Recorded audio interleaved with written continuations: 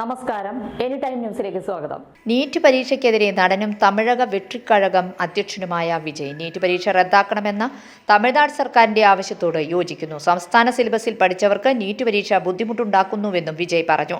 NEET പരീക്ഷ നിർത്തലാക്കുക മാത്രമാണ് പരിഹാരമെന്ന് തമിഴക വെട്രിക്കഴകം മേധാവി പറഞ്ഞു. വൈദ്യപരിശോധന നിർത്തലാക്കാനുള്ള TN സംസ്ഥാന അസംബ്ലിയുടെ പ്രമേയത്തെ വിജയ് പിന്തുണച്ചു. നീറ്റിൽ ആളുകൾക്ക് അവരുടെ വിശ്വാസം നഷ്ടപ്പെട്ടുവെന്നും കൂട്ടിച്ചേർത്തു. നീറ്റ് പരീക്ഷയിൽ ജനങ്ങൾക്ക് വിശ്വാസം നഷ്ടപ്പെട്ടു.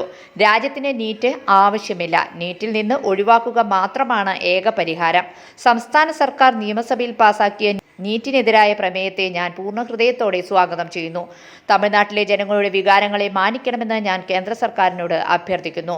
വിദ്യാഭ്യാസത്തെ കൺകറന്റ് ലിസ്റ്റിൽ നിന്ന് സംസ്ഥാന ലിസ്റ്റിലേക്ക് കൊണ്ടുവരണം, വിജയ് പറഞ്ഞു.